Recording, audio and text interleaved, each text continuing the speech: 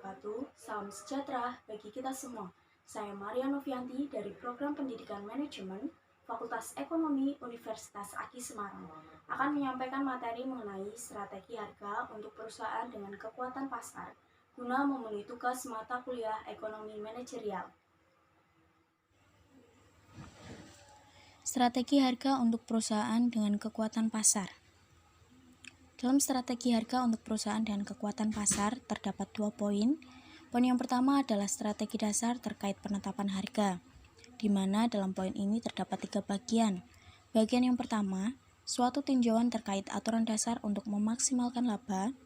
Bagian yang kedua, aturan penetapan harga secara sederhana untuk monopoli dan persaingan monopolistik. Bagian yang ketiga, aturan penetapan harga secara sederhana untuk oligopoli kornot. Dalam poin yang kedua, strategi untuk menghasilkan laba yang lebih besar, terdapat 3 bagian. Bagian yang pertama, mengambil surplus dari konsumen. Bagian yang kedua, strategi penetapan harga untuk struktur biaya dan permintaan khusus. Bagian yang ketiga, strategi penetapan harga di pasar dengan persaingan harga yang intens. Dalam strategi dasar terkait penetapan harga, di bagian yang pertama, suatu tinjauan terkait aturan dasar untuk memaksimalkan laba. Perusahaan dengan kekuatan pasar menghadapi kurva permintaan yang miring ke bawah untuk produk mereka. Hal tersebut berarti, dengan menetapkan harga tertinggi, perusahaan mengurangi sejumlah barang yang dapat dijual. Manajer perusahaan dengan kekuatan pasar menyeimbangkan dengan keluaran atau output yang diatur sebagai titik di mana penerimaan marginal atau MR sebagai sama dengan biaya marginal atau MC. Harga yang memaksimalkan laba merupakan harga maksimum per unit yang akan dibayarkan oleh konsumen untuk level keluaran tersebut. Dalam strategi dasar terkait penetapan harga, aturan penetapan harga secara sederhana untuk monopoli dan persaingan monopolistik. Harga yang memaksimalkan laba adalah P sama dengan EF dibagi 1 plus EF dikali MC, yang mana EF adalah elastisitas harga permintaan untuk produk perusahaan dan MC adalah biaya marginal perusahaan. Bagian yang terdapat dalam tanda kurung merupakan faktor markup yang optimal. Seorang manajer harus mengingat 2 hal penting tentang aturan penetapan harga. Yang pertama, semakin elastis permintaan untuk produk perusahaan, semakin rendah markup yang memaksimalkan laba. Yang kedua, yang harus diingat adalah semakin tinggi biaya marginal, maka semakin tinggi harga yang memaksimalkan laba. Strategi dasar terkait penetapan harga di bagian aturan penetapan harga secara sederhana untuk oligopoli kornot. Perlu diingat bahwa oligopoli kornot terdapat beberapa perusahaan dalam pasar yang melayani kebanyakan konsumen. Seorang manajer perusahaan di oligopoli kornot berproduksi saat penerimaan marginal sama dengan biaya marginal. Ingat bahwa informasi yang sempurna tentang permintaan dan biaya dari seluruh perusahaan yang ada dalam industri dan dihadapkan pada fakta permintaan marginal dari pelaku oligopoli kornot tergantung pada keluaran. Harga yang memaksimalkan laba untuk perusahaan yang ada dalam pasar adalah P sama dengan NEM dibagi 1 plus NEM dikali MC. Dengan keterangan, di mana N adalah jumlah dari perusahaan yang ada dalam industri, EM sama dengan elastisitas permintaan pasar, dan MC adalah biaya marginal. Alternatif kalkulus. EF sama dengan NEM untuk produk yang homogen dalam perusahaan oligopoli kornot dengan N, perusahaan menunjukkan bahwa elastisitas permintaan untuk produk-produk perusahaan secara individual adalah 6 kali elastisitas pasar. Untuk melihat EF sama dengan NEM membutuhkan kalkulus sederhana, namun dengan perusahaan yang identik sehingga didapati seperti di atas. EF sama dengan DF dikali P dibagi DP dikali PN dibagi Q sama dengan NEM. Aturan penetapan harga yang ditetapkan untuk perusahaan di oligopoli kornot mempunyai dasar pembenaran yang sederhana. Saat perusahaan menjual produk yang identik, elastisitas permintaan sebuah produk perusahaan secara individu adalah N kali elastisitas permintaan pasar. Jika N sama dengan 1 atau monopoli, maka hanya terdapat satu perusahaan dalam industri. Jika N sama dengan 2 atau duopoli Carnot, maka terdapat 2 perusahaan dalam pasar dan masing-masing elastisitas permintaan 2 kali elastisitas untuk pasar. Seperti contoh, secara sederhana ditetapkan N sama dengan 3, EM sama dengan min 2, dan MC sama dengan $50. Maka P sama dengan 3 dikali min 2 dibagi 1 plus 3 dikali min 2 dikali $50 sama dengan $60. Dalam poin yang kedua, yaitu strategi untuk menghasilkan laba yang lebih besar, terdapat 3 poin. Poin yang pertama adalah mengambil surplus dari konsumen, di mana terdapat bagian diskriminasi harga, penetapan harga 2 bagian, block pricing, commodity bundling. Di poin yang kedua, dalam strategi penetapan harga untuk struktur biaya dan permintaan khusus, terdapat bagian peak load pricing, subsidi silang, transfer pricing. Di poin yang ketiga, dalam strategi penetapan harga di pasar dengan persaingan harga yang intens, terdapat bagian yaitu price matching, mendorong loyalitas terhadap merek, dan penetapan harga secara acak. Dalam strategi untuk menghasilkan laba yang lebih besar dalam mengambil surplus dari konsumen, dalam beberapa pasar, manajer dapat meningkatkan laba di atas yang dapat dihasilkannya hanya dengan menetapkan harga tunggal per unit untuk seluruh konsumen. Beberapa strategis penetapan harga dapat digunakan untuk menghasilkan laba melebihi yang diperoleh saat hanya dengan menetapkan harga tunggal yang mana penerimaan marginal sama dengan biaya marginal. Dalam mengambil surplus dari konsumen terdapat diskriminasi harga.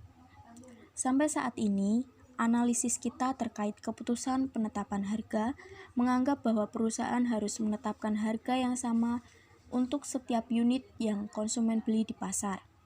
Meskipun terkadang perusahaan bisa mendapatkan laba yang tinggi dengan menetapkan harga yang berbeda untuk barang atau jasa yang sama, sesuai dengan strategi yang disebut sebagai diskriminasi harga. Idealnya, sebuah perusahaan dapat menggunakan diskriminasi harga tingkat pertama, yaitu menetapkan kepada setiap konsumen harga maksimal yang bersedia konsumen bayarkan untuk setiap unit barang yang dibelinya. Dengan mengadopsi strategi ini, perusahaan mengambil seluruh surplus dari konsumen sehingga mendapatkan laba tertinggi yang memungkinkan. Diskriminasi harga tingkat kedua merupakan praktik penetapan perencanaan secara terpisah terkait penurunan harga untuk jangkauan yang berbeda dari kuantitas. Praktik ini sangat umum dalam industri layanan listrik, dengan perusahaan biasanya mengenakan tarif lebih tinggi pada 100 kW per jam pertama untuk listrik yang digunakan daripada unit berikutnya. Strategi diskriminasi harga tingkat ketiga adalah perusahaan memperoleh laba dengan menetapkan kelompok harga yang berbeda kepada konsumen dengan harga yang berbeda untuk produk yang sama. Masih di dalam diskriminasi harga, jika kita lihat gambar di samping terdapat A dan B, di mana A diskriminasi harga tingkat pertama dan B diskriminasi harga tingkat kedua. Pada figur di samping menunjukkan bagaimana diskriminasi harga tingkat pertama bekerja. Setiap titik di kurva permintaan pasar mencerminkan harga maksimum yang konsumen bersedia bayarkan untuk setiap unit tambahan keluaran. Konsumen memulai dengan 0 unit barang dan perusahaan dapat menjual unit tambahan pertama seharga $10. Karena kurva permintaan miring ke bawah, harga maksimum yang perusahaan dapat tetapkan untuk setiap penurunan unit tambahan akhirnya menjadi $4 pada keluaran sebesar 5 unit. Perbedaan di antara setiap titik pada kurva permintaan dan kurva biaya marginal perusahaan mencerminkan laba yang diperoleh pada setiap unit tambahan yang dijual. Dengan demikian, daerah yang diarsir di antara kurva permintaan dan kurva biaya marginal perusahaan mencerminkan kontribusi total terhadap laba perusahaan saat menetapkan kepada setiap konsumen harga maksimal yang bersedia konsumen bayarkan untuk sejumlah keluaran antara 0 dan 5. Mengambil surplus dari konsumen di bagian yang kedua adalah penetapan harga dua bagian, atau bisa kita sebut dengan two-part pricing. Dalam two-part pricing adalah strategi penetapan harga di mana konsumen dibebankan sejumlah nilai atau harga tertentu atau fixed fee sebagai syarat pembelian produk, ditambah dengan harga per unit atas setiap unit produk yang dibeli. Prinsip dalam two-part pricing terdapat dua. Yang pertama adalah harga per unit ditetapkan sama dengan MC. Yang kedua adalah harga tetap atau fixed fee ditetapkan sebesar nilai surplus konsumen pada kondisi harga per unit tersebut. Contoh penerapan harga two-part pricing, misalnya keanggotaan fitness club, golf club, dan sejenisnya. Bagian yang ketiga adalah block pricing. Block pricing adalah strategi menggabungkan sejumlah unit produk yang identik dan menjualnya sebagai satu paket dengan harga khusus. Strategi ini dimaksudkan untuk memperbesar keuntungan dengan memaksa konsumen membeli lebih banyak atau tidak sama sekali atas produk yang ditawarkan. Contoh dari block pricing ini adalah misal kertas dijual per rim, tisu toilet dijual per pack, isi 4 atau 4 pack, dan sejenisnya. Bagian yang keempat adalah commodity bundling. Commodity bundling adalah menggabungkan beberapa produk yang berbeda dan menjualnya dengan harga gabungan atau bundle price. Contoh dari commodity bundling ini, misalnya penjualan paket liburan pesawat plus hotel plus wisata, atau paket komputer, hardware plus software, atau bisa juga handphone, handset plus SIM, dan sejenisnya. Selanjutnya, strategi penetapan harga untuk struktur biaya dan permintaan khusus. Terdapat 3 bagian. Yang pertama adalah backlog pricing. Strategi penetapan harga di mana harga yang lebih tinggi ditetapkan selama jam-jam sibuk daripada selama jam-jam tidak sibuk. Yang kedua adalah subsidi silang, di mana strategi penetapan harga yang mana laba yang diperoleh dari penjualan suatu produk digunakan untuk mensubsidi penjualan dari produk yang terkait. Prinsip subsidi silang adalah saat permintaan untuk kedua produk yang dihasilkan oleh perusahaan saling terkait melalui biaya atau permintaan, perusahaan dapat meningkatkan laba dengan menetapkan subsidi silang. Menjual suatu produk tepat berada atau di bawah biayanya, dan produk lainnya dijual di atas biayanya.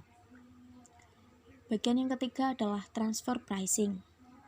Strategi penetapan harga di mana perusahaan mengoptimalkan pengaturan harga internal saat suatu divisi hulu menjual masukan atau input ke divisi hilir.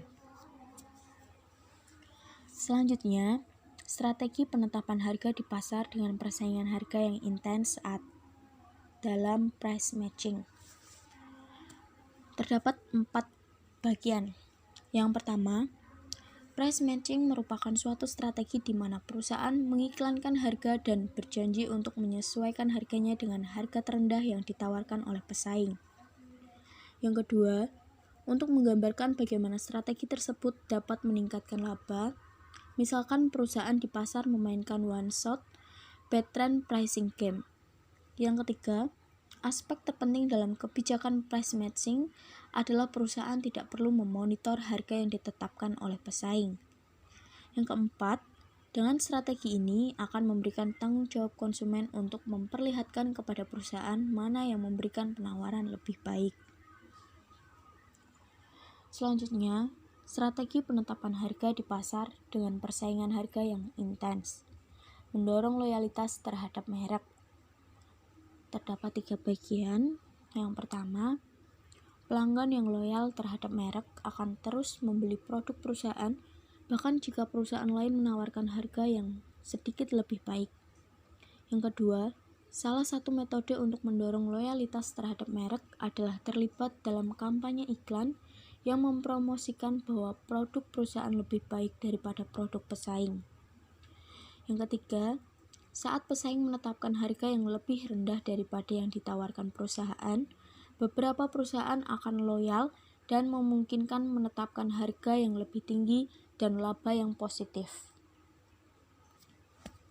Selanjutnya, di bagian yang terakhir, strategi penetapan harga di pasar dengan persaingan harga yang intens dalam penetapan harga secara acak.